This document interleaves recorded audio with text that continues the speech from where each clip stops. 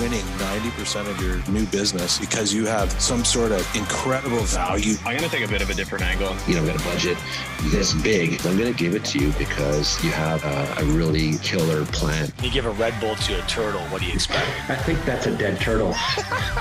So let's move on to... E-break. Cheers. Cheers.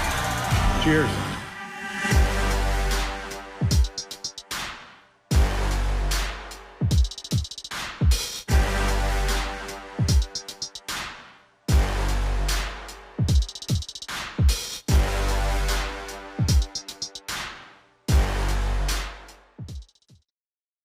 Does your current premium finance company lock you into long-term agreements?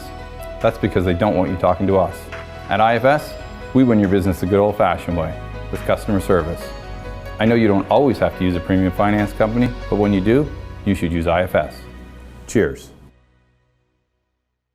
Hi there, and welcome to Season 8 of the Digital Insurance Pine Podcast, Who'da Thunk It? And I see we're getting back to basics this year. Adam has already got a beer cracked. Adam, CEO of Mitch Insurance. Also joining us here is Steve Earle, CEO of Bald Insurance, looking a little bit like Emperor Palpatine in his hunting cabin. Hey, Steve, how's it going? Good day. We've got Jeff Roy, CEO of Excalibur Insurance. Hey, Jeff. Welcome. We are going to be talking about AI in insurance. And we've got a few things to talk about today.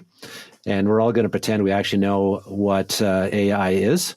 And one of my takeaways, having dabbled a little bit with insurance AI in the last little while, is there's a lot of, well, let's call it bullshit. A lot of stuff out there that purports to be AI that isn't AI, or things that are taking some certain shortcuts, what have you. It's obviously AI is a big trigger word these days. You can get billions of dollars in funding if you put AI in your company name. So I guess question for you guys. How does one figure out what is actually legit? And I'm going to start with Jeff here, because Jeff's actually been doing some analysis and investigation of his own into this. And Jeff, how do we figure out what is legit in the AI world and what is not? Well, if you look back, I want to start off with, if you look back at the gold rush in the 1800s, the people that made the most money sold the pails and the picks, not the people actually mining for gold. So you got to be careful. There's a lot of people out there that take your money. A lot of people selling stuff that you can build yourself if you take a little bit of ingenuity. So I want to start off, though, first of all, to jump into it. I'm going to try and share my screen here for those people watching the YouTube version. We don't share screens very often, but we're going to try and give it a go. So here's a question while we wait for Jeff. What's the difference between a bot and AI? That's two wide open titles. Like a bot, I think, is short form for a program or an automation now. Right? People are calling it bots. You would have just called it an automation or a sequence or something that was happening on the computer, script running out of whatever. AI encompasses a whack load of different things. There could be AI that's just language, like natural language recognition. There could be AI that's pattern recognition. There could be AI that's got machine learning, or the chat bot really just has natural language processing built into it if there's voice, or it's just got a database, maybe ChatGPT, or your own customized knowledge database.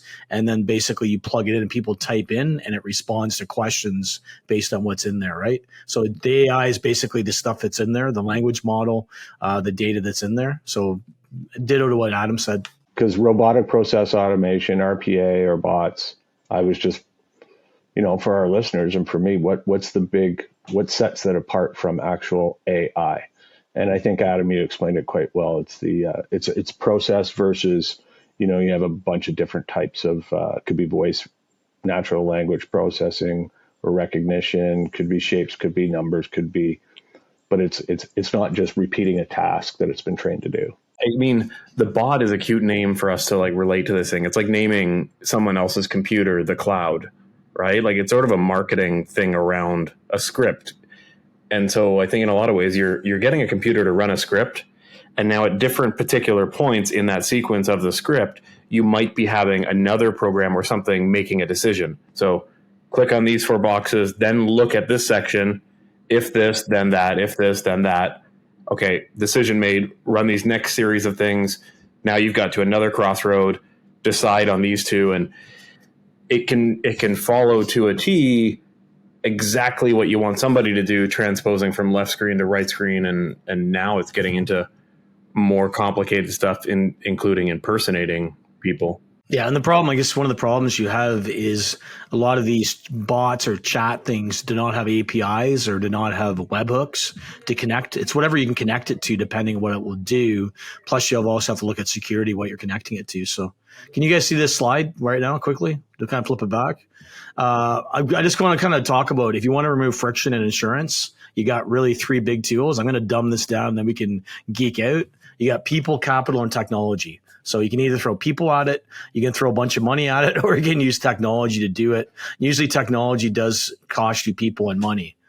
What I've kind of come up with, and back to what I said earlier, when I was in Winnipeg, Tom, we brought this chart up, but there's different levels of difficulty or different technology. So I've started off with, and I'll go through the different items, kind of my hierarchy. Everybody's got a bit of a different one, but you start off with, you got your AMS, your BMS, your CMS. So your agency management system, broker management system, your commercial management system. That's kind of everybody's first tool that they use. So you got your applied systems, your Quoti, your Ituris, your Rival, that kind of stuff, Policy Works. That's kind of in that bucket. And that's usually the least expensive, or it's not quite as much or quite as crazy, but the difficulty of task can only do so many things. And then after that, you get into your CRM and lead management is kind of the next tier I looked at. So that would be, what's your name? Goliath? Is that what you call your lead management, Adam? Yep. That's your Goliath. It's your True Market from Trufla. It's your Salesforce. Steve, what are you using? Zoho. You get into that. So it can do a little more difficult tasks. You can plug a few more things into it. Then you got RPA, robotic process automation. So that's basically your Quandary. Adam, you have a bot. What's the other bot? There's another bot company out of Canada that's doing them. Clementine Curtis's company. Yeah, so there's a couple companies that are doing RPA. So that's where basically you set it, it'll do a bunch of easy, simple tasks. Then you get into digital virtual assistants. And Steve, you'll talk about Flap today. It's kind of the first foray. A bunch of us used to have chatbots. I use Pro Navigator, but Pro Navigator left the client-facing chatbot space and went into Ask Sage, into the broker-facing space with QuickFacts. But the digital virtual assistant will be able to do phone tasks, talk to clients, capture information, put it into your CRM or into your AMS, depending on connectivity. Then you get into virtual assistants. I've got one in the Philippines, and I've got one in Puerto Rico. Steve had them in India. I'm not sure where you're using them now. Adam, I'm not sure if you're using any VAs right now, but that's where you get somebody from a different country that can do the same task as we can, but the price, the scale, and the cost is lesser, but maybe the difficulty isn't obviously as good as getting a human expertise. That's where you deploy brokers and people right in your office. So as you go up that scale, the difficulty of task goes up, but then also the cost goes up. And the key will be kind of connecting all those 10 together with AI. So that's kind of my vision. It's not perfect, but it's kind of the best way I could explain it. A lot of brokers are only using a BMS or AMS and maybe a CRM and people, and they're competing against people that are using VAs, RPA, DVA. So each task is a better tool for the job. So if you're only using 1 or 2 items, you're going to soon be at a disadvantage. So that's kind of my first point I wanted to share. Does that make sense to everybody, or arguments or thoughts? Yeah, I mean, my first take on it is I think that's a really good way to share sort of the landscape of what is out there. And obviously, there's a whole bunch of stuff that you haven't. That's sort of a broker lens from a carrier perspective. There's a whole bunch of other sort of, call it, underwriting tools that can be used, object recognition, big data, all that kind of stuff. But from a broker perspective, I think it's good. I also don't think it's sort of a linear relationship between the level of difficulty and the cost. You might argue that Quandary might be cheaper than one of the BMSs, but I think it's a really good starting point, and it kind of lays out the landscape of what exists out there today. One thing too, I did want to kind of share with everybody, just as what I have this couple slides up here, is in modern day businesses, you got kind of 5 core competencies. You're making content. You got marketing and trying to drive people to your website page, get them to find out you're there, generate awareness. You got a sales funnel. You're trying to convert people that are interested into clients. You got customer support once they're clients and provide the service. And then you've got operations like your HR, your back office shop, your technology, all that kind of stuff. And I think a good way to look at it is, how can you apply AI and any of the tech tools to these components of your business? That might be a good way to kind of break it down. And I think we have to get away from what we all did in the 2017, 2018, 2019. A cool, sexy technology would come out. People would try it, but they have no idea why they're trying it, just for the sake of trying it. They didn't know if they're going to fix a process. It was gimmicky. I think it's really important that everybody that looks at their brokerage is, don't try and use a tool unless you're trying to solve a process and you can actually figure out what it's going to cost you to do it, what you're going to save, what you're going to do, etc. And I want to quickly pop over. I don't know how I'm going to be able to click over to this, guys. Give me a second here. My last point is how I evaluate tech. And I've got 4 points, but I've added a 5th point. In any of these AI solutions, if they don't kind of meet these 4 criteria, I'm not interested and I won't do a deeper dive. And there's a lot of people out there trying to sell you stuff that looks cool and sexy that's not going to do anything. So the first step is they must improve your productivity.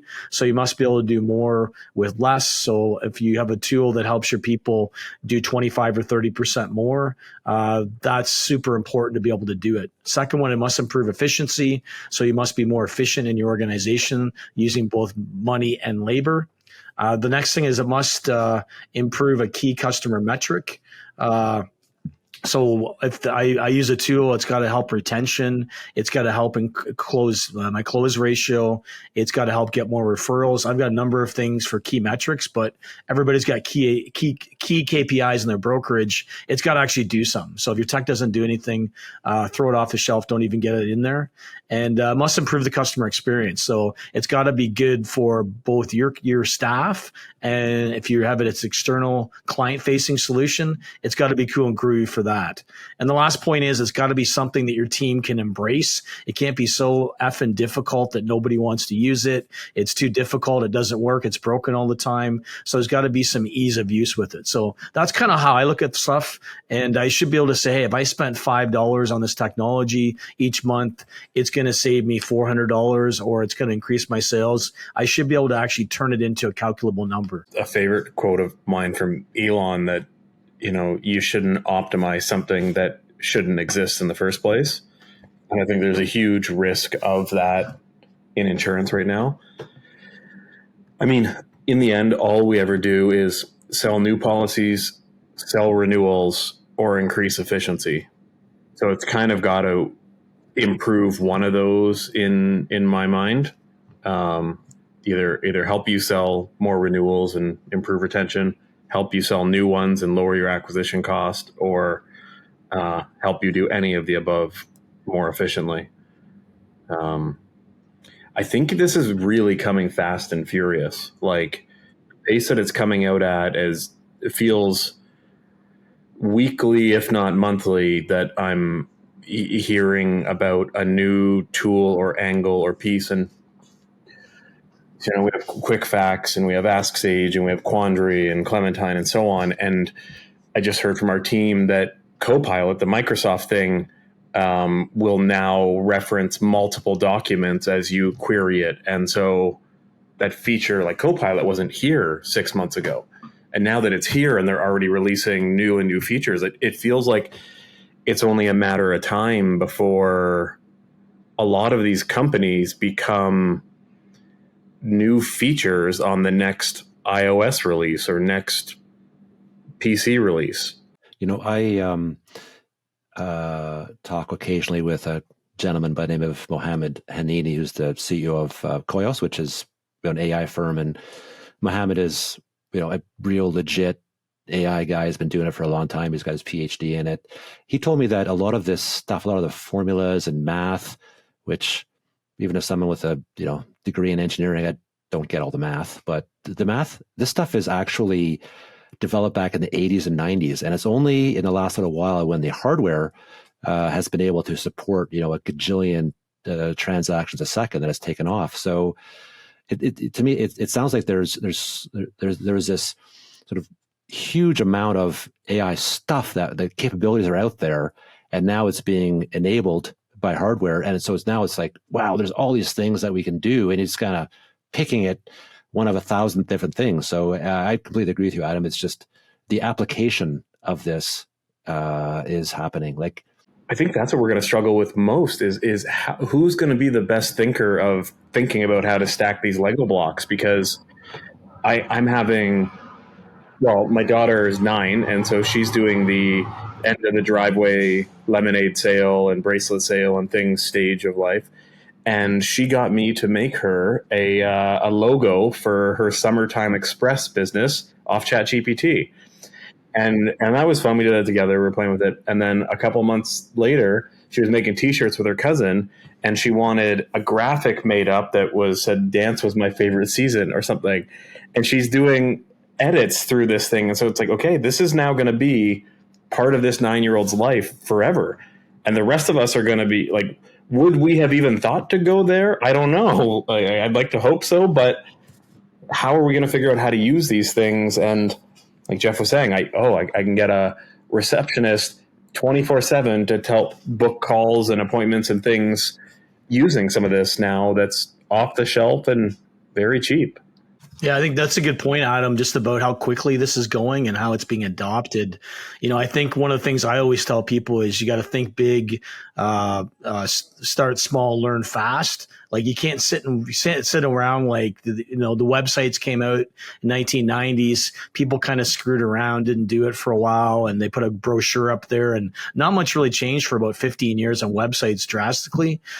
This is changing every minute, every day. There's a new company that's coming out with AI, and it's one of these things that you got to play around with it and kind of have a mind of a child and try some stuff.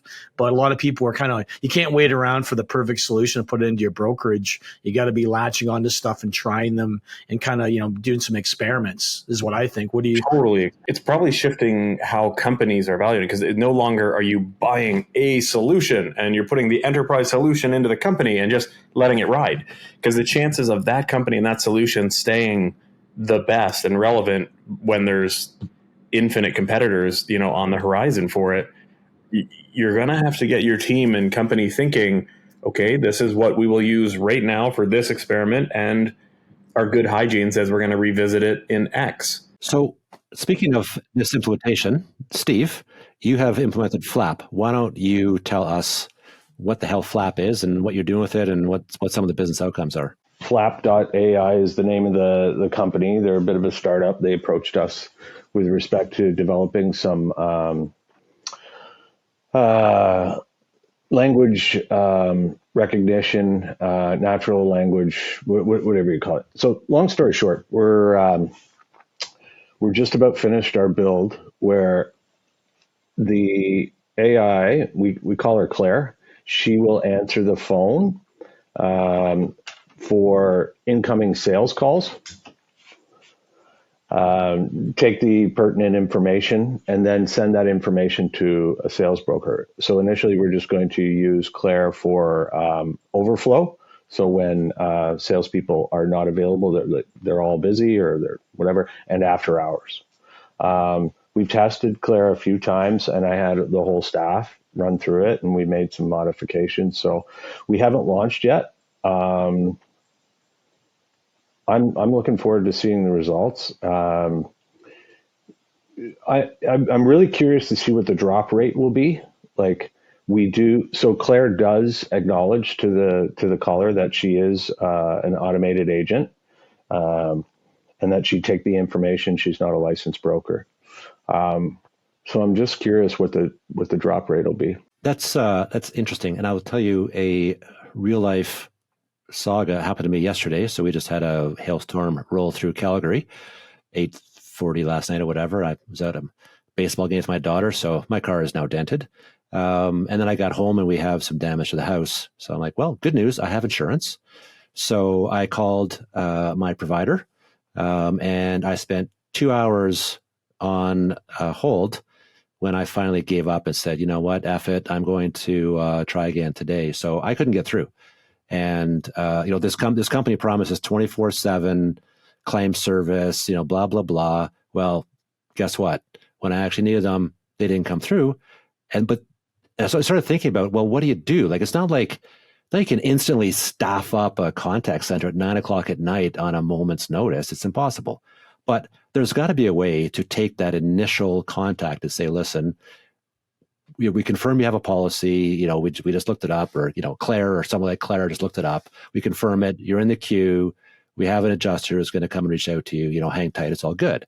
But what I get is, your call is important to us. Oh, by the way, listen to our privacy statement. I'm like, I don't give a shit about your privacy statement. I want to talk to a human or something that says, oh, right, you have a policy with us. You have a claim. Let's get that process started. Well, Tom, it's 24 hours, but not in a row. So we didn't read the fine print. No, just shit. Well, the good thing, what it was. Yeah, the good thing is, but back to with Steve's Flap or any digital, there's a company called Lulu. There's a Air.ai, a bunch of conversational AI out there that can actually capture your data. And the good thing about it is it can scale up. So if you get 300 phone calls, it can handle 300 phone calls at once. Now, I'm not sure who's receiving it, where the data is going. And like if they actually had an API and web hooked it into the company, into the guide wire, then the claim would be already set up, an adjuster assigned, or they should actually have, hey, if this happens, we have a hailstorm in Calgary, we get 500 claims. Here's the queue. They could actually set it up, organize it, bingo, bango. And you just want to get the information, know somebody got it. You didn't care about waiting 2 hours and you didn't care who you spoke to. You just want to make sure you're in the queue. And this could be implemented by a company in a month or two, and actually working. And again, it's not going to be perfect, but how perfect was your experience? That's an example where claims could really benefit from that. Yeah, my experience was 0 on a scale of anything. That was my experience. A literal great big fat 0. Here's an interesting observation as we were building this. So Claire has a little bit of latency. So she asks the question and then takes maybe a second or two to respond with the next one or ask another question. And it was interesting that everybody observed, they said, well, there's a bit of a pause. And I said, well, what happens when you talk to a human and they're collecting the same information? They're actually writing it down or typing it in and whatever. The tolerance or the expectations of everyone who listened to it, they had less tolerance for this latency than they would a human being, simply because it was technology. Like you might have to wait 10 seconds for somebody to type something in the system.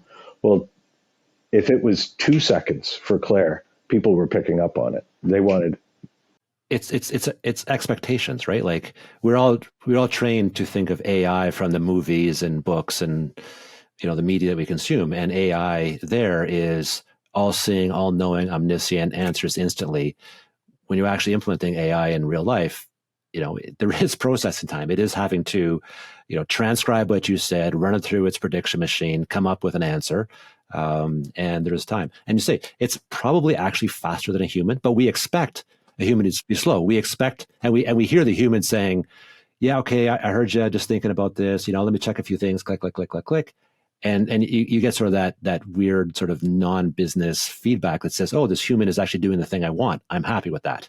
The pause has really gotten down though. Like the latency and the natural language processing has come so much faster, especially because the chips have got faster. So it's getting closer to be HAL 9000 or HAL in Space 2001 Odyssey, or, war games. How about a nice game of chess? Like, we're getting closer to the movies. And, back to Steve's point, pause before reply. It's actually good as long as the voice sounds good. And you can, a lot of these softwares, you can pick your voice. You can even, there's software to clone your own voice or clone one of your key people's voice. But Steve, I think a key point is you acknowledged it was AI. You didn't try and fool people. There's going to be people trying to fool people. You need to be upfront and honest. if it's AI or not AI. And, I had a friend in the US that called somebody. He had his AI call somebody and talk to their person for 45 minutes, asking questions before they figured out it was actually AI. And they finally clicked in, but they actually were doing a quote, and the AI was basically answering a whole bunch of questions and kept the person going for 45 minutes. So it has come a long way. And again, it'd be really cool Steve, we should test your AI or go through a sequence on it in the season 8 on AI that we're doing here on the Digital Insurance Pine. Yeah, I mean, obviously the next phases of this would be, so right now Claire will take the information, she emails it, it ends up being parsed and goes into Zoho as a lead, and then we can collect the information and call somebody back. It would be interesting to get it to a point where it can actually do a quote, but it won't be able to bind. Why not? Why can't it bind?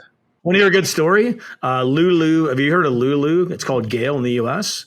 It's actually passed the agent exam. It's written the agent exam in the US and passed it, but nobody can really figure out, hey, if AI can pass an exam, can it, if it passed the Rebo exam, can it be actually consult and finish stuff off? That's going to be a huge debate. It's just wild. Like you think about how long ago we were all playing with chat bots, and that was cutting edge, but like kind of frustrating. And now you have something communicating with someone for 40 minutes before they clue into what it is. But I don't think there's anything stopping a voice interface transcribing over to a desktop rating service or an API and presenting the quote and then taking the bind order. Like I did it. I did you see my demo in 2018. I did it on Amazon. You answered 8 questions. It did a quote for you.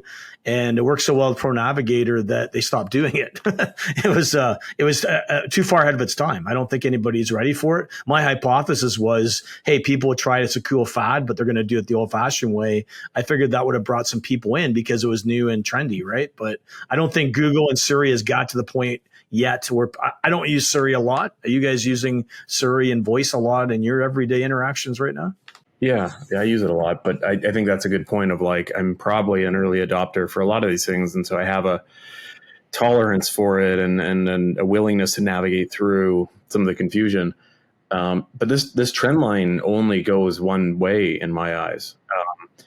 And I don't think it will be a marketing thing. I think it's something that the public will generate a tolerance for and slowly allow you to do online banking. But that's the 10, 20 year overnight transition. But we watched it happen with retail at Amazon. Like it's now becoming the de facto of like, oh, if it's not on Amazon and I'm not satisfied, then I will go to the store if I have to.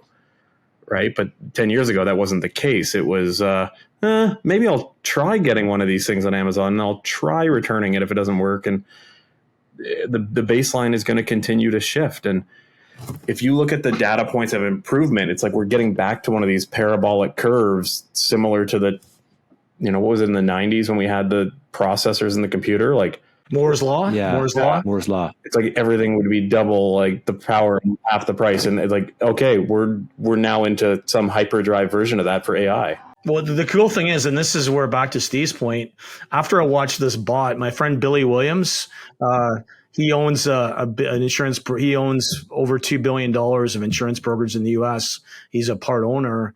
And he demonstrated in 90 minutes how you could build a voice bot yourself using a program called VAPI, VAPI.ai, and make.ai, I think it was, or .com. And he was able to did all the coding for you. You can connect it to the ChatGPT database. You can put in your own questions to answer it. You can add in Acuity or Calendly to book appointments. It was pretty wild. I'm watching this going, wow, this is pretty amazing. Cost them $400 in 4 hours of time, where some companies are selling this for $5,000, $10,000. So with the AI, the coding and stuff like that, it's never been easier. The biggest thing is it's going to be the security. Like if we have a self-serving bot that's talking to somebody and somebody's faking or social engineering and being somebody else, they could get a bunch of information they shouldn't get. That might be one of the breaks. I'm not sure how the authentication is going to happen, but they'll figure it out, right? Yeah, but it'll happen the same way that it happens with your teammates now. So if part of your company requires you to verify email agents X, like they're not going to have any harder time tricking Sally than they will the AI. You have double factor, I guess you're fine, right?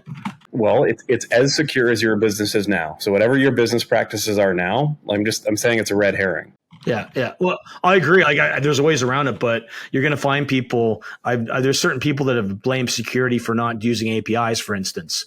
They look at any way not to move ahead, right? But that whole experience. After hearing Steve's and then I watched that video, it's like, wow, we're there. Like we're right in the precipice. We just got to figure out how do we bolt it in. Like Steve's idea of overflow, and I look at after hours. I'd love to be able to service claims or sales after hours, and at least get them connected with a salesperson, and then eventually, to Adam, to your point, do the quote. Like they're using a rater and they're typing it in themselves, and that's fine. So if you're verbally saying something, as long as your AI isn't advising on coverage, you should be fine. So that should be 100% acceptable, right? I would say it's happening today, guys. It's literally happening today. Well, you do Koyos is doing it, right? Koyos is doing it today. So they've got, I'm not sure how many brokers they have in Quebec, but they've got hundreds of seats, so broker users that are using it. They're not binding, but they are over the phone, on chatbots, on text, getting the data for Quebec Auto.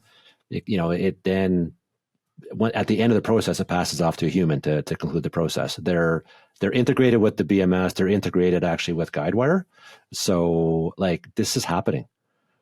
It's there. Our industry is riddled with doing too many things. Repetitive tasks for insurance companies, repeat tasks, duplicate entry.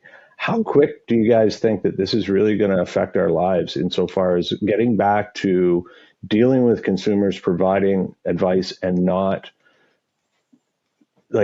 getting rid of a lot of this friction? I'll take a bold just prediction, because at this point we're guessing, but here's my guess. I bet you the cutting edge broker 5 years from now, you won't even be able to recognize it next to a middle upper tier operation today. I bet you're going to be able to do 2 to 3x policies per person on sort of head count. Your service around the clock will be there. Your quality of research, it's going to be able to reference all of your manuals instantly in interface. We're in for the wildest change cycle that our industry has ever seen. Yeah. So I completely concur with that. And I think when you look at sort of the digital haves and digital have-nots today, right? Aviva used to, I think Trufa still does that digital scoring of brokers. And in general, you've got 20% of brokers who are at, the right-hand side of the curve, so to speak, 30% who are trying to get there, and 50 who are doing nothing. And I think that's with today tech, with tomorrow tech like AI, that is just going to accelerate that. I mean, the delta between those groups and the size of those groups, I think the size is going to shrink. And I think the delta in business outcomes between those groups is going to just magnify. 100%. So let's get practical here, guys. So let's boil this down to, I want to ask each one of you to give me, what is the one cool/killer AI-based tool that you're either looking at, have just implemented, or are thinking about? If you just had to pick one AI tool that you're all hot and bothered about, what is it? And Steve, I'll start with you. Is it Flap and Claire, or is there something else up your sleeve? No, I really like Claire and what she's doing. I'm looking forward to seeing the results. But I think for me, and I don't know that it exists, is the holy grail that everybody's been searching for the last 30 years, and this is piece around connectivity between broker management systems or brokers and insurer systems, right? Will AI replace that duplicate entry that people are doing now? Will it make portals go away, or maybe they'll still exist, but we just won't know it anymore? What does it do for standards and CSIO? What about APIs? Why bother working on an API when you can just throw AI at it and it'll do it just as fast? I don't know. These are all questions in my head, but I think that the back shop of what a broker does, that's the area that will certainly I'm looking forward to having the greatest impact. Okay, intriguing. Jeff, why don't you go next? What's your killer, your one killer tool or application that you have or want? Well, I've got a lot of cool stuff working. We'll talk about that in a different episode, but I'm going to go out in a limb where I'm going. There's a company called Dialpad, I think, .ai. They do VoIP. And there's another company doing it. They actually can listen to phone calls of all your salespeople. So you can actually have a bunch of conditions. It'll listen to all your salespeople and score them daily, weekly, monthly, and it'll actually help guide them. And I believe it can actually start prompting people during the phone conversation. So it can bring up the sentiment analysis of what the customer is saying. It can listen to the dialogue and make suggestions to the salespeople to help convert better. So I think there's some huge benefit in having some guide where I was like, there's a lot of great salespeople that don't need that, but there's always people that could use a refresher, or especially for new people getting up to speed. I think by having that voice technology, and similar to what Steve has, have the voice technology call and do a bunch of the work, I can see how salespeople within 6 months can be doing 50% more work already, just deploying a good voice technology and some voice training. So that's what I think is cool. That's really intriguing, because a lot of the stuff we talk about for AI is replacing, admin work, frontline work, whereas what you're talking about there is it's kind of a higher order in a sense, like it's a trainer or a frontline manager. So it's supporting that level of work. So it's almost like it's a step up in terms of the business placement, if you will, of what some of their stuff is. That's a really intriguing one. Adam. I really don't know. I think I'm more excited to see the coliseum of all of these companies fighting it out. I think we as consumers running companies that will buy these things, and then our end consumers, are really going to be the winners of that as they beat each other up and go. If I had to pick a couple that I think are cool, and I guess that first answer is rooted in the idea that I don't think we're there yet. I think it's too early to pick winners and be really excited, because I don't think anything will stay in the seat very long. But there's three that are top of mind.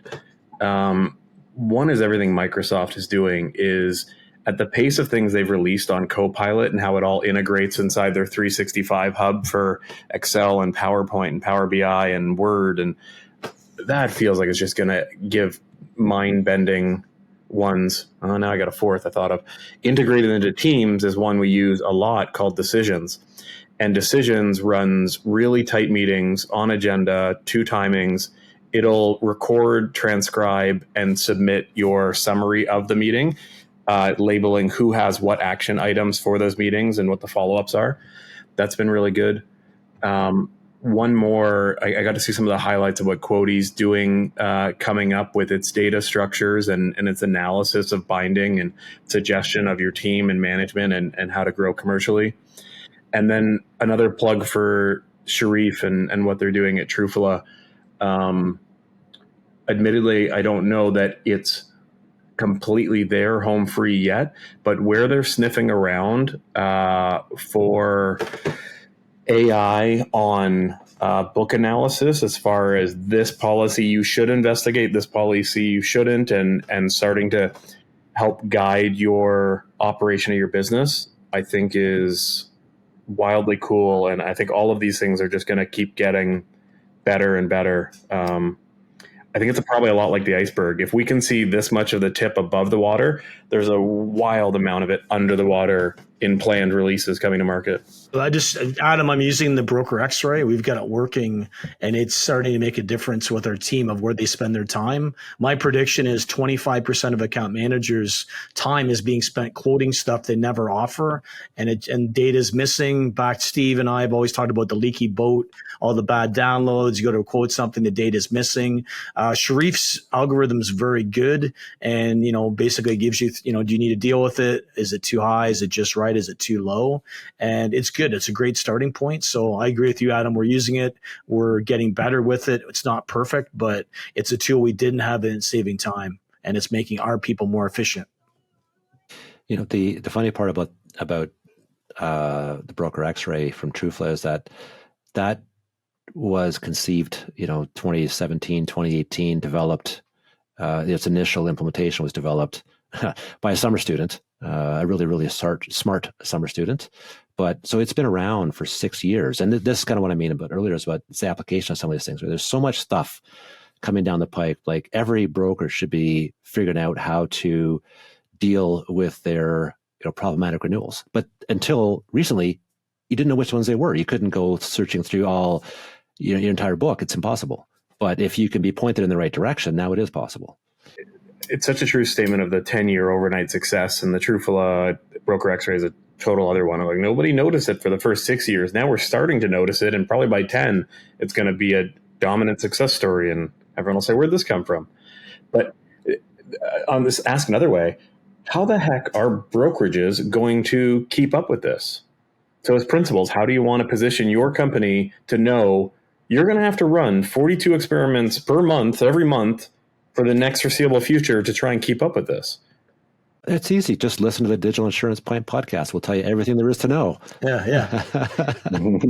Okay. So guys, let's wrap up episode 1 here. So this is just a taste of what we're looking at this season. It's all AI all the time. And as I mentioned earlier, there's lots of bullshit. And I imagine we are going to be added to that bullshit throughout the process of this season. But we'll do our best to keep the bullshit to a minimum. So thanks so much to our sponsor, IFS Premium Finance, and we'll see you in the next episode.